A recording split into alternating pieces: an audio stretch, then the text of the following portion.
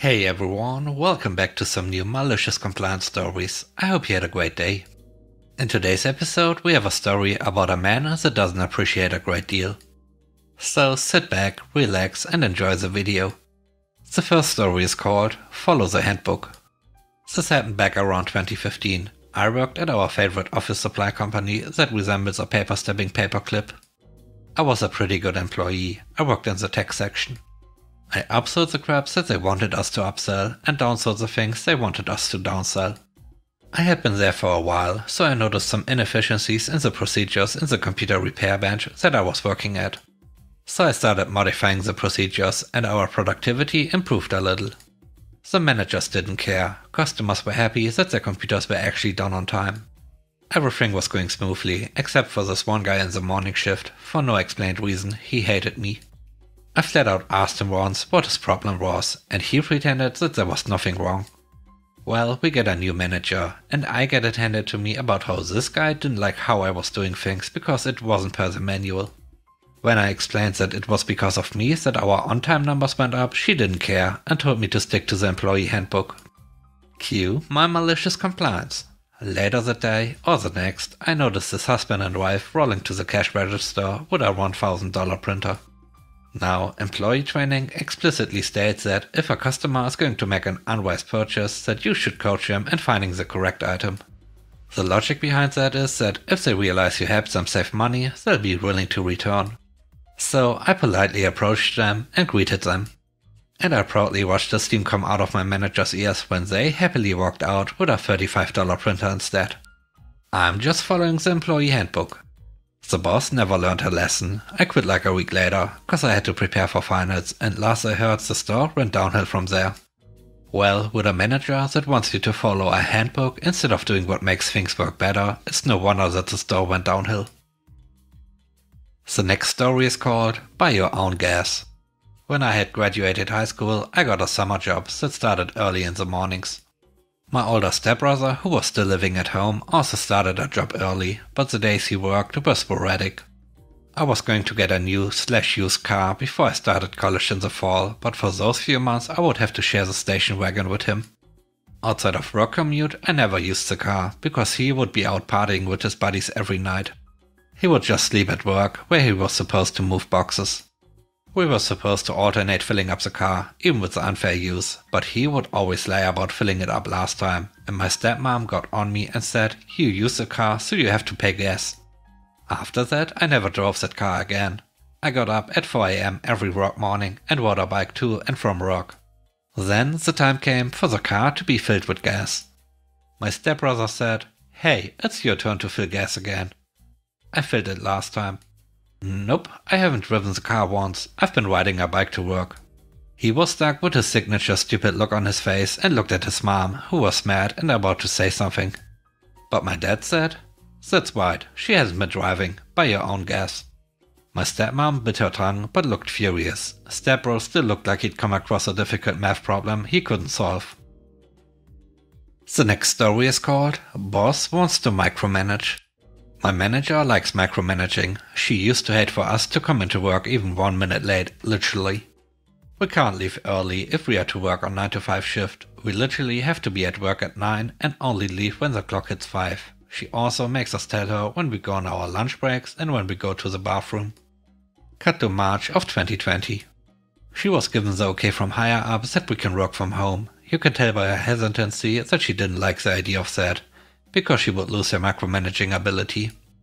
But she complied, because it was outside of her ability to decide whether we can or not. She sent a formal email the night before we were sent home to work that included instructions for us to text her when we were away from the computer, for example for lunch breaks. Cut to the malicious compliance. I decided to text her when I was going on my break, when I came back, and every time I went to the bathroom. Now that means in total I would send her at least 5 different texts a day. One day I had an egg casserole that unknowingly went bad. It didn't look or taste off, and I was too hungry to care that it was sitting in my fridge for the last 2 weeks. My stomach felt like the fire of 1,000 suns. It felt like I stuck a demonic Furby in there, and now it's raising hell inside of me. So I had to go to the bathroom like 4 or 5 times that day and texted her each and every single time. She was beaten. She texted me back saying I can stop telling her when I used the bathroom. I responded back by saying, but this was instructed in your email. The same night she sent another email, copying the previous one to update the changes about what we are supposed to do to give notice about stepping away from the computer. Since then, she stopped it altogether. The last story is called You Want Your Money Back? Before we start the story, here's some background information. A Funko Pop is a figurine like this. There are all kinds of different characters from different movies, shows or other pop culture things.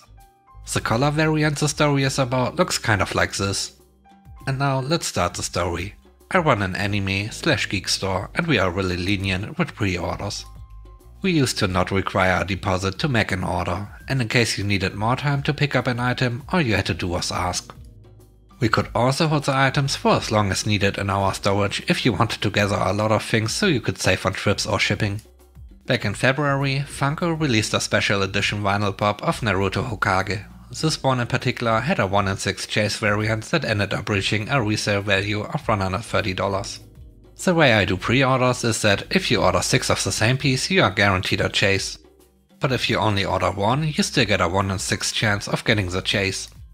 I just mix them up in random boxes and do a public stream raffle on social media, so everyone knows who won the chase and I get good publicity that way. A client ordered just 1 and left $5 as a deposit. The piece was $15. This particular client won the raffle along several other clients, but he wasn't that interested in picking it up or paying for the rest of it. I sent him a message letting him know that he had won the special variant and had a week to pay it or he will lose his pre-order. At first he was angry because he wanted the normal version, not this yellow thing. But we explained we could change it if he wanted, but this one was far more valuable. He said he asked his son and his son wanted it anyway, but asked for more time to pay, so we gave him 1 more week. Then he asked for another week and another.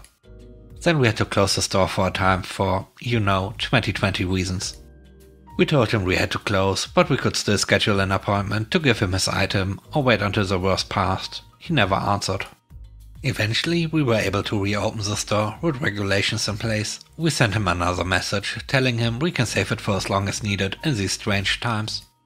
He still didn't answer the messages, but at this point he arrived at the store and demanded his money back, citing how we were in the middle of what was going on and he couldn't waste money on frivolous plastic. I asked him if he was sure and even showed him the price the figure was selling for. At that point in time, the chase figure was selling closer to $150 and he just had to pay retail price, so about $10 more for it.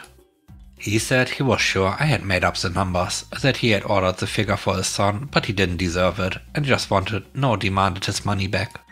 I just said, fine, I'll give you your money back. Also, I just put this figure out for sale. He just said, whatever, just give me my money. I made a point to grab a post-it note that I used to put prices to not damage the box and write in big black letters, $90, last one. And then I put it on the glass window that leads to the street. I could see him turn his eyes while I did this. While my employee was giving him his $5 back and giving him a receipt, a young man knocked on the door. I gave him some cleaning goo, checked his temperature and let him in. He immediately asked to buy the Naruto chase figure.